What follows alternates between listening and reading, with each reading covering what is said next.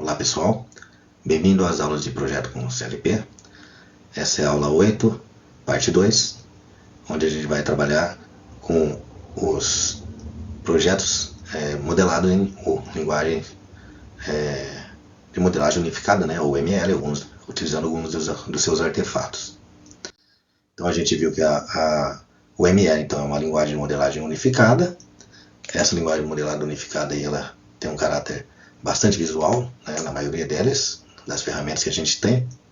Não é proprietária, então não tem um dono direto dela aí, ela é baseada naquela organização, foi adotada por aquela organização mundial, né, da parte de modelagem que a gente viu na aula anterior, e permite a utilização de diagramas padronizados para especificação e visualização de um sistema. A gente viu que vários diagramas, ou artefatos da UML que a gente tem disponíveis aí, dentre os vários que a gente vai utilizar, a gente vai principalmente trabalhar com os diagramas de caso de uso, né, e os diagramas de sequência. Então, os diagramas de caso de uso, agora a gente vai explicar um pouquinho mais com detalhes, né, ou seja, quando a gente faz o sistema interagir com o usuário. Então, na hora de levantar a definição do sistema, a gente vai fazer ele de uma forma mais macro possível, um diagrama que a gente considera o primeiro diagrama a ser trabalhado num sistema de automação. Então ele está justamente colocando a definição do sistema, porque pode envolver facilmente aí vários atores, né, vários integrantes de grupos, de times aí que estão relacionados com a parte de gestão, engenharia e operação. Então o diagrama de caso de uso, né, é um diagrama então que vai mostrar aí para a gente a compreensão do comportamento externo do sistema, né, por qualquer pessoa, né, ou seja, ver quem está interagindo com ela nesse momento que está aí. Tá? Ele é um diagrama mais abstrato que tem, né, portanto, é o mais flexível e informal, e geralmente, né, ele é o primeiro modelo nosso, como eu comentei agora. Então, os componentes dos diagramas de caso de uso, quais são? São os atores, são o pessoal que interage com o nosso sistema, ou as coisas que interagem com o nosso sistema, e os casos de uso, que por si só descrevem como que é o funcionamento do sistema. Os atores, então pode ser aqui um atendente, né, um sistema, ele pode ser pessoas, assim como pode ser coisas também. Mas outros sistemas de hardware e assim por diante, todos que interagem com o sistema que vão ser colocados. Então, pode interagir, né, de forma com o sistema. O ator é um usuário, né, o outro sistema, ou hardware, e assim por diante. Então, quer dizer, tem vários tipos de atores que eu posso colocar, mas eles são os que interagem, né, ou que trocam sinal, vamos dizer assim, com o nosso sistema. Os casos de uso, então, pode se referir a serviços, tarefas, funções, etc., né, formas de automática de funcionamento e assim por diante. Tá? Então, um caso de uso pode ser de cadastrar uma venda, solicitar um saque, consultar um filme na locadora e assim por diante. Então, um caso de uso, então, ele vai descrever como que vai ser a nossa funcionalidade do nosso sistema. Então, essas representações que a gente tem, né, de um caso de uso, tá, dentro de um diagrama de caso de uso, né, está na utilização dessas elipses. Tá? E aí eu tenho aqui os casos de uso, por exemplo, de locação de um filme, consultar gêneros ou cadastro de clientes, que já fazem parte da funcionalidade do sistema. Tá? E no caso, né, não existem limites para descrever os casos de uso.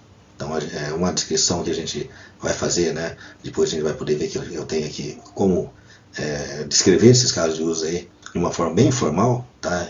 Para que seja de comum acordo entre os vários elementos que estão descrevendo, estão levantando como o sistema vai funcionar, né, de forma automática. Aí. Então a descrição dentro dessa elipse aqui, né, como está falando aqui, costuma ser bem sucinta, né, para depois a gente fazer uma descrição desse caso de uso aí, tá, que pode ser nessa forma. Então tem várias maneiras, é bem informal mesmo, tá. Então eu posso ter aqui um formulário para descrever aqui o nome do caso de uso, as ações do ator, as ações do sistema e assim por diante. Tá? Então posso selecionar isso tudo de uma forma bem tranquila, né? Bem informal. Pode ser na forma de uma descrição simples também, uma lista simples aqui, tá? Então, por exemplo, aqui, retirar o dinheiro do caixa eletrônico, né? Fazer toda a sequência de funcionamento sem se preocupar muito com a rigidez ou o formalismo. Então, tem aqui para a gente ver como que vai ser a sequência de funcionamento ou atuação desse caso de uso. A gente já viu isso daqui no exemplo anterior, na linha de produção, né, o funcionamento da linha de produção. Então, um caso de uso normal, né, que é de produção do produto 1 aqui. Então, também tem uma descrição linear aqui, né, e que pode ter ambiguidade, mas que na verdade a gente pode conseguir depois eliminar isso mais para frente, mas é só para a gente entender a sequência de funcionamento desse caso de uso, ou seja, para a gente levantar a funcionalidade que a gente quer ter no nosso sistema. Aqui tem um outro exemplo de um posicionamento inicial de uma máquina, tá? Então a gente já tem agora aqui pode inserir coisas, elementos como pré-condição, pós-condições aqui, né? E o curso normal de funcionamento. Então quer dizer, é bem informal, dependendo do tipo de sistema que a gente quer tratar, de forma que a gente consiga preparar isso aí para que seja uma funcionalidade efetiva na parte da automação. E esses casos de uso vão se associar então entre os atores de casos de uso, entre atores de casos de uso, né, de forma que eu consiga ter relações aí, associações, tá, que recebem nome. Então essas associações então podem ser descritas como ações de inclusão, extensão e generalização. Então pegar aqui uma associação, ela pode ser aqui uma ligação simples, né, entre um e outro, uma ligação orientada. Então aqui eu tenho uma seta fazendo essa orientação. Tenho as associações de especialização ou generalização, que isso aí acontece quando dois ou mais casos de uso possuem características semelhantes, apresentando pequenas diferenças entre si. Então eu posso simplesmente fazer uma generalização desse caso de uso aí, de forma que eu vou definir um caso de uso base, né, ou geral, e descrever as características que não são compartilhadas de outros casos de uso, né, para a gente poder relacionar com esse mais geral. Então a gente tem aqui um exemplo, a abertura de uma conta. Tá? Essa abertura dessa conta aqui pode ser uma abertura de uma conta especial e uma abertura de uma conta de poupança. Então a parte de mais geral, né, o caso de uso mais geral é o da abertura da conta, sendo que eu posso fazer isso, usar essa mesma, entre aspas, rotina aqui, né, essa mesma rotina de abertura de conta aqui, tanto para abrir uma conta especial como para abrir uma conta de poupança. Então aí eu tenho uma generalização onde esses casos de uso de abertura de conta de poupança ou de conta especial, eles utilizam esses elementos aqui, essa rotina de abertura de conta de forma geral. Uma relação de inclusão, né, costuma ser utilizada quando existe um serviço, situação ou rotina comum a mais de um caso de uso, tá? Sendo que a inclusão, né, os relacionamentos de inclusão indicam uma obrigatoriedade, ou seja, quando um determinado caso de uso possui um relacionamento de inclusão com o outro, a execução do primeiro obriga também a execução do segundo. Então o caso de uso aí, onde eu tenho uma inclusão, é representado por uma reta tracejada, né, com uma seta nas extremidades. Então, e a palavra include isso daí, que é relacionado com ela. Então, ó, nesse caso aqui, ó, eu tenho aqui, né, quando eu fizer um saque ou um depósito, tá, eu obrigatoriamente vou ter que fazer essa rotina aqui de registrar o movimento. Então, esses dois aqui, casos de uso aqui, ó, onde eu vou estar descrevendo como que é feito o saque e como que é feito o depósito, tá? Eles vão utilizar essa rotina aqui. Então, obrigatoriamente, eu chamo esse daqui e consigo fazer essa movimentação, né, de registrar o movimento aí quando faço um saque ou um depósito, e isso é obrigatório de ser feito. E aí eu tenho aqui a linha tracejada, tá vendo? A linha tracejada com a seta indicando para aquele sentido da rotina que vai ter que ser realizada, e o include, né, escrito nela. Tá? A relação de extensão, a gente pode ver aqui então, ela vai descrever cenários opcionais, né, de um caso de uso. Então vou ter que, nesse caso aqui, quando eu falo em opcionais, significa que não necessariamente eu preciso sempre estar executando. Então dessa forma, né, não é uma execução que precisa ser obrigatória, vamos dizer assim. E normalmente essas associações de extensão aí necessitam de um teste, né? Tem um teste para determinar se esse caso de uso de extensão aí estendido vai ser executado ou não. Então normalmente é isso que acontece. E aí eu vou ter aqui também uma linha tracejada, né, direcionada aí onde eu tenho aí, né, a palavra stand colocada sobre ela. Então tá aqui, ó. Então nesse caso aqui, quando o cliente vem no banco e deseja encerrar a conta, esse caso de uso de encerrar a conta aqui, se eu tiver dinheiro na conta, eu vou fazer um saque. Se eu tiver aqui faltando, a conta está negativa, eu tenho que fazer um depósito para poder fazer um encerramento e aí finalizar esse meu caso de uso aí. Então a extensão é nesse caso aí, então ela tem não tem uma obrigatoriedade, mas ela tem, e normalmente tem um teste, né, para saber se ela vai ser acionado ou realizado ou não. Olhando agora para os diagramas de sequência, né, a gente vai pegar esses eventos agora de funcionamento das minhas funcionalidades ou do meu sistema, né, de automação, e vai colocar eles em ordem. Então essa aqui é a ideia do diagrama de sequência. Então o diagrama de sequência ele determina, né, a sequência de eventos, né, que ocorrem em um determinado processo, ou seja, quais condições devem ser satisfeitas e quais métodos devem ser disparados, os métodos devem ser disparados entre os objetos envolvidos e em que ordem durante o processo específico. Então a ideia é que, né, a gente consiga determinar a ordem em que os eventos acontecem,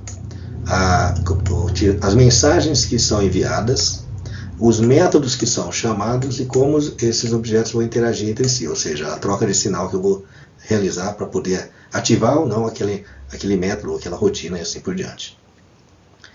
Isso tudo é colocado então num diagrama, né, que é baseado, né, nos casos de uso. Então, normalmente o caso de uso que é o processo disparado pelo usuário, né, e eu tenho uma sequência de execução. Então, eu posso ter um diagrama de sequência de cada um, né, de cada um caso de uso que eu levantei anteriormente. Tá? Mas nem sempre um caso de uso, né, nem sempre, tá aqui, um caso de uso, gera um diagrama de sequência. Tá? Isso acontece, por exemplo, nos casos de uso do tipo include, né, que já estão relacionados dentro do caso de uso mesmo.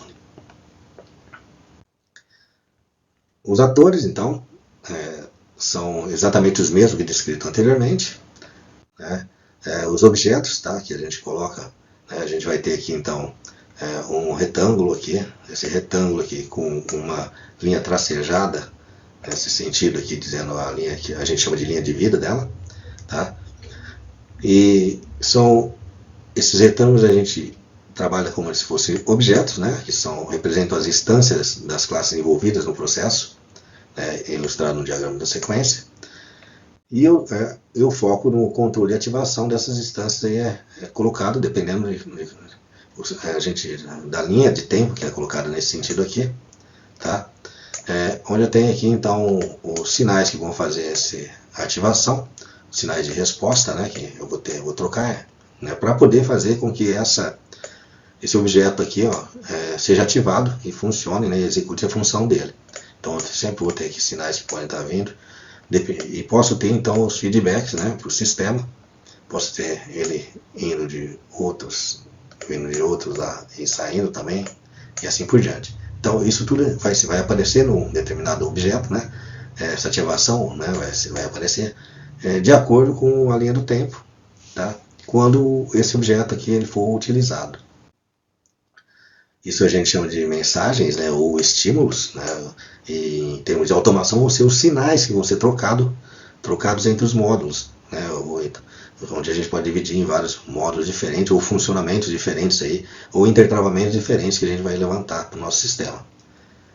Então as mensagens procuram demonstrar a ocorrência de eventos que normalmente forçam a chamada de um método, ou em algum dos objetos envolvidos no processo. Tá? Então a ideia é que a gente saiba quais são os sinais que estão envolvidos para ou estímulos, mensagens, né, que estão envolvidos para que aquele objeto, aquela funcionalidade seja ativada e seja executada. No caso nosso são os intertravamentos, né, de uma determinada rotina. As mensagens podem ser trocadas entre atores, então tem aqui no caso o cliente e o banco aqui, então eles trocam as mensagens, então o cliente chega lá e solicita uma abertura de conta, então isso aqui é mensagem que é colocada para lá, ou no caso de automação seria um disparo de um sinal, alguma coisa assim. Posso fazer a troca de mensagens entre métodos e objetos.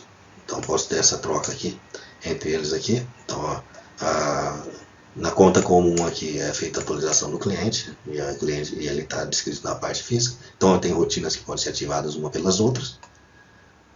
Tenho mensagem de retorno. Então normalmente quando a gente trabalha em automação a gente sempre vai ter uma mensagem de feedback para saber se aquela rotina terminou ou se aquilo foi realmente executado. Tá? Então essas mensagens de feedback são primordiais, importantes, né, em sistema de automação.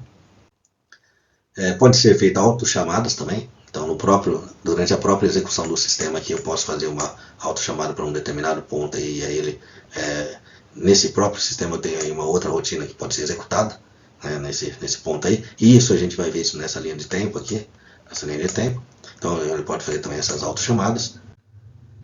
E, né, com isso a gente termina, né, de apresentar aí os elementos que a gente necessita para essa parte de implementação de sistemas automáticos, né, quando a gente vai fazer a parte de definição do sistema, onde a gente utiliza o ML. A partir daí a gente fez essa definição do sistema agora utilizando esses elementos do ML, né, ou seja, o diagrama de casos de uso, a descrição dos casos de uso e os diagramas de sequência, a gente consegue já ter uma boa ideia de como vai ser o funcionamento do sistema. E aí eu posso então, a partir desses diagramas aí, dessa documentação, né, de definição do sistema, a gente consegue trabalhar então com um modelo conceitual, onde a gente vai fazer essa modelagem em redes de Petri. Na próxima aula, que seria a parte 3 dessa aula 8, a gente vai ver então um exemplo. Ok, pessoal? Até a próxima.